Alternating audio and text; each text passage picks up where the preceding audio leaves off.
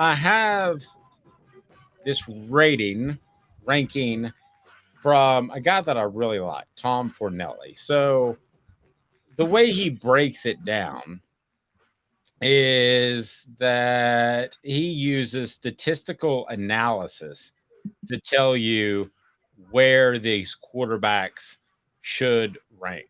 Okay, he only does FBS schools because there's not enough data for FCS schools, but he takes into account all that they did the previous year. Okay, so he doesn't get into specifics, but he looks at statistical performance of quarterbacks as passers in specific situations that correlate with what they will be asked of them in the NFL. Those areas are against top 50 defenses, passes in third and long, and fourth down situations in the red zone. Clutch. It's basically a clutch ranking, right? Pretty much. Pretty much. Who's number one? Number one in this is CJ Stroud. Oh, have you already seen it? Kill it. Yes. Oh, you were. I didn't know you were bringing it up. I'm sorry. I thought you were asking me. No, that's fine. CJ Stroud is number one. How in the world is that accurate? What clutch gene did he show as they played a pathetic schedule last year? Am I missing something? And I'll get to Hendon Hooker in a second. They don't show the flaw in this is it doesn't show the throws made and how tight the game was. So, for instance, Ohio State could be up 21-0, and CJ Stroud converts a third and 25, but they're up 21-0. Does that make sense? So, like, if and they're facing a top 50 defense. Yes, exactly. What he has talked about, to be fair to this list, this isn't a list necessarily of the best quarterbacks. This is a list of the quarterbacks you should avoid, which he makes very clear on that, which is that this list, it's not so much that you can bet on the top, but you can just bet against the bottom. Okay. So I would have thought Bryce Young would have been number one. Okay, but he's not, and he's really not even close. Using the ratings, it's like a 4.09, and Bryce Young has a 3.11, so it's almost a full point. So Bryce Young's second. Who do you think is third? Well, I know who's third. You want me to answer? You got the list. It's Hendon Hooker. Fourth is Stetson Bennett.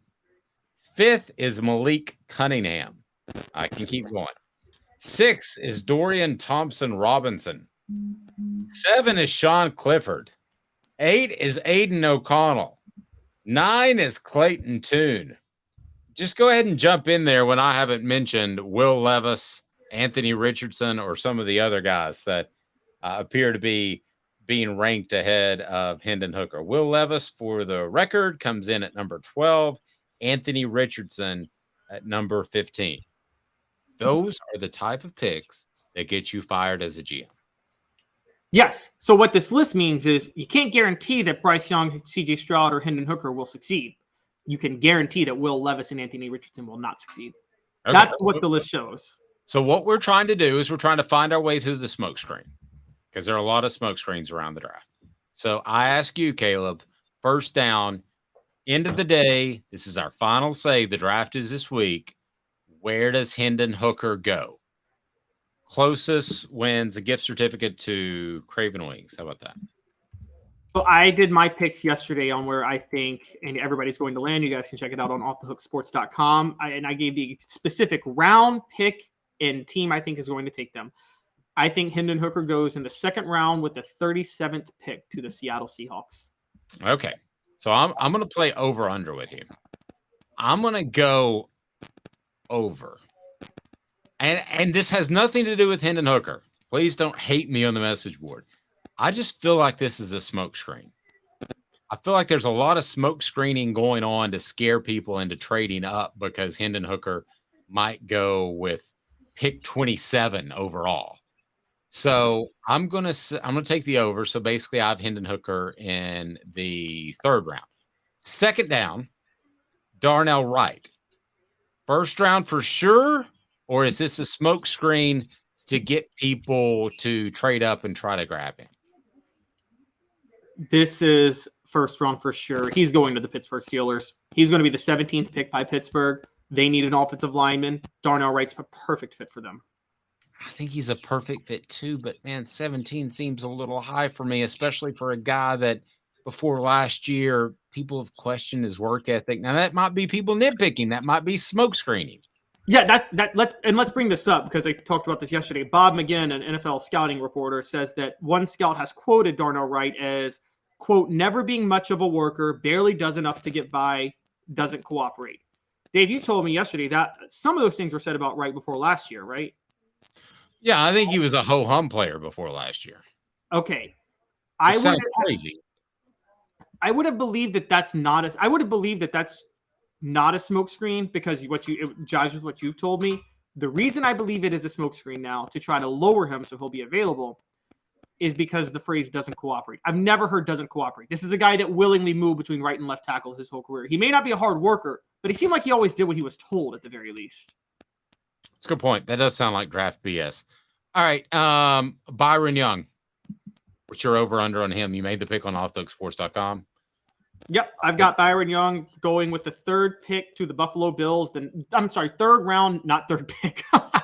Third round, 91st pick to the Buffalo Bills. Buffalo has Von Miller coming back from an injury. They probably don't see Von Miller as their long-term answer at edge rusher anymore. Byron Young can sit behind him for a year or two, develop at the position, and be ready to take that role. I'm taking the over because I don't hear anything about Byron Young.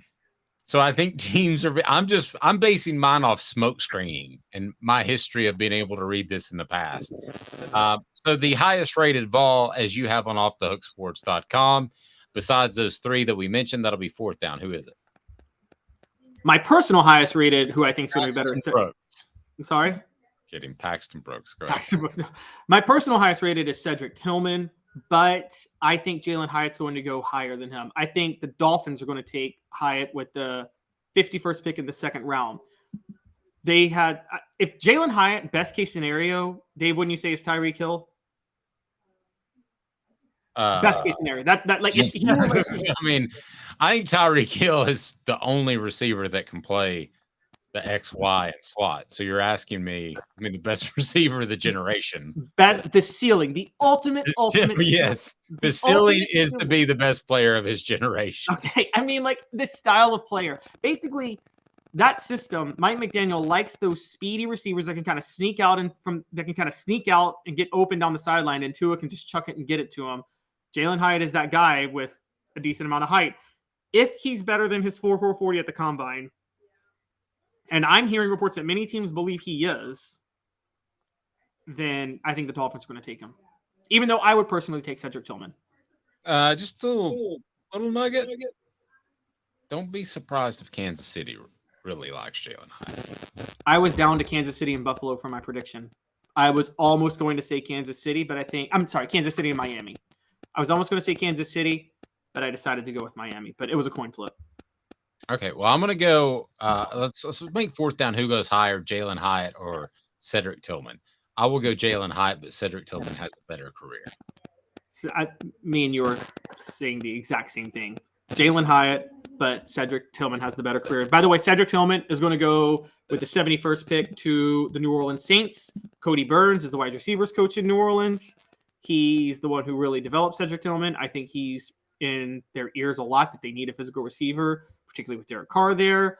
And New Orleans has had a lot of success with the Tennessee players that were overlooked recently.